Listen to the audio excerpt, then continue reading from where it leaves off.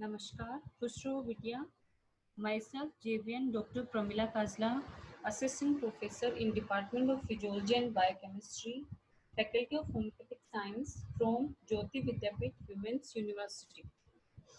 Today's our topic is venous pressure. Venous pressure is the pressure exerted by the contained blood in the veins. The pressure in vena cava and right atrium is also called central venous pressure.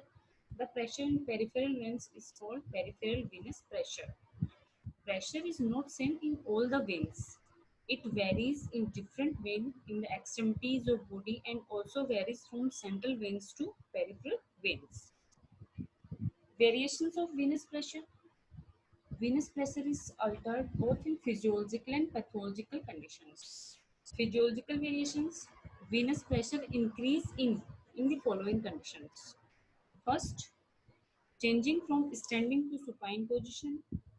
Second one is tilting the body. Third, force expiration, Valsalva maneuver. Fourth, contraction of abdominal and limb muscles. Fifth, effect of gravity during prolonged traveling or standing. Last one is excitement. Pathological variations, venous pressure increase in following conditions. First, low cardiac output, congestive heart disease, venous obstruction, failure of valve in vein, paralysis of muscle, immobilization of parts of body, renal failure. Venous pressure decreasing. First, severe hemorrhage. Second one is surgical shock.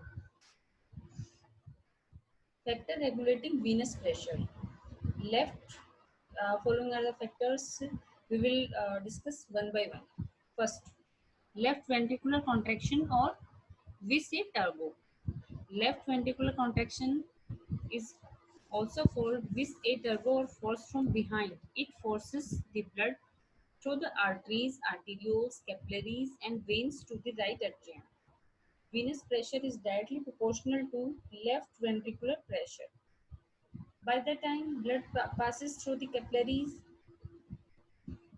and reaches the venules, the pressure becomes less than 8 mmHg, and when it reaches right atrium, the pressure may be less than 1 mmHg. Second one is right atrial pressure or vis a fronte. Right atrial pressure is also called vis a fronte or force from front. It determines the venous return. It is also called central venous pressure, which in turn regulate the peripheral venous pressure. Normal right atrial pressure is 0 mmHg. Third one is resistance or vis a lateral. Resistance offered to blood flow through the veins is also called vis a lateral force from side. Venous pressure is directly proportional to the resistance, which is due to venous tone and extravascular factors. Because of thin wall nature, the vein and venules are compressed by extravascular factors such as first one, expression of arm vein while passing over first rib. Second one is compression of neck vein in erect posture due to fall in pressure and by atmospheric pressure. Third one is compression of abdominal vein by increased intra-abdominal pressure. And last one is compression of veins while passing in between the muscles. Fourth, volume of venous blood.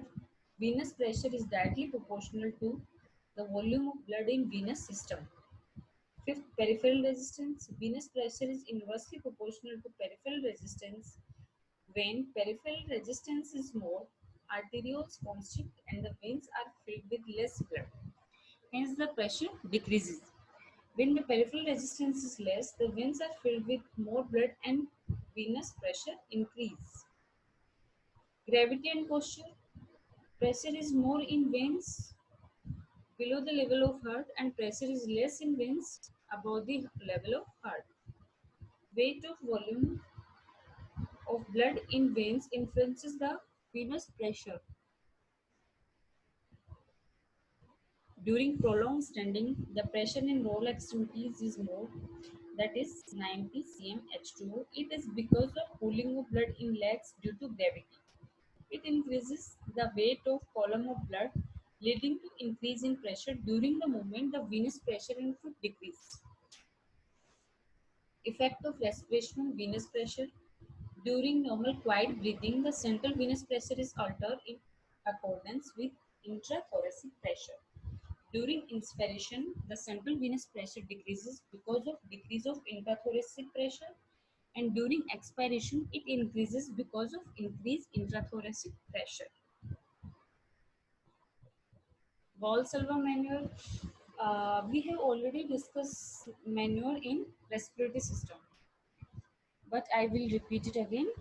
Valsalva maneuver is forced expiratory effort with closed glottis. It is performed by attempting to exhale forcibly while keeping the mouth and nose closed. Effect of Valsalva maneuver. During this maneuver, the intrathoracic pressure becomes constant and increase greatly. It may reach plus 50 mmHg. High intrathoracic pressure produces following effects. First, compression of central vein in thorax, decrease in venous return to right atrium, increase in peripheral venous pressure to about 30 cm H2O due to accumulation of blood in peripheral veins such as veins of neck, face and limbs. Decrease in central venous pressure. Mueller maneuver or Mueller experiment. Mueller maneuver or experiment is forced inspiratory effort with closed glottis. It is performed by attempting to inhale forcibly while keeping the mouth and nose closed. It is also called reverse Valsalva maneuver. Effect of Mueller maneuver. During this maneuver, the intrathoracic pressure decreases greatly, become more negative. It is about minus 70 mmHg.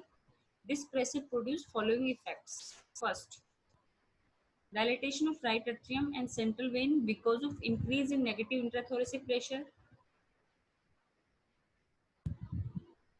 Second one, rapid emptying of blood from peripheral vein into central vein and increase in venous return to right atrium. Third, decrease in peripheral venous pressure to less than 3 to 4 cm H2O.